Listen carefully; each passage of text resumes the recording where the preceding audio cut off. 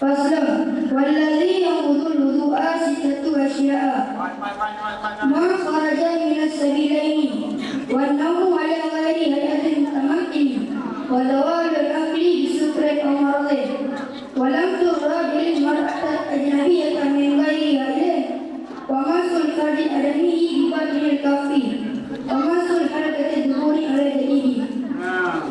Fasal bermula itu berbesar dan bermula alladhi yang meruntuh ia akan wudhu itu enam segala perkara.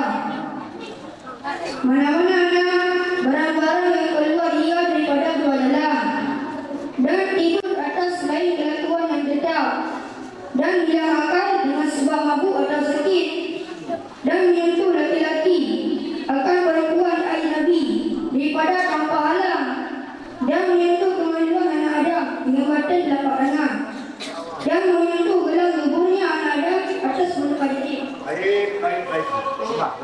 Pada pasal ini tentang meruntuhkan wudu. Kalau ada salah satu dari yang meruntuhkan wudu, Kau kita bilang. maka wudu kita hilang. Apa dia? Berapa ada enam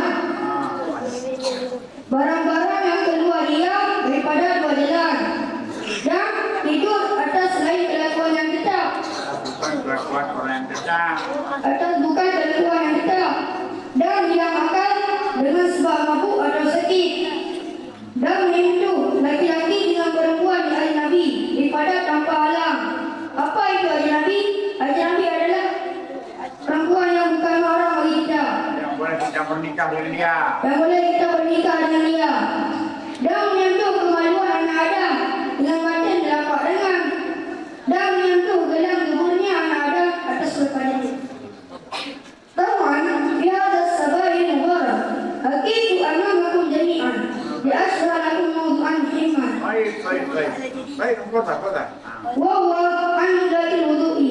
Ayyuhal ikhwan, hunaka sittatu asya'a alladhi yanqudu al-wudu'a wa hiya al-awwal khuruju syai'in min as-sabilaini ay min al-qubuli aw ad-duburi. الثاني النوم على غير هيئة متمكن. الثالث زوال الأكل بسكر أو مرض. الرابع لمس الرجل المرأة الأجنبية من غيرها إليه. الخامس مس الفرد الآدمي ببطن الكف. السادس مس الحلقة الذكور على الجديد. Baik. وهذا كله مطلق الوضوء فإذا جرى علينا هذه الأشياء فينبغي لنا تجديد الوضوء قبل أن نصلي مثلا.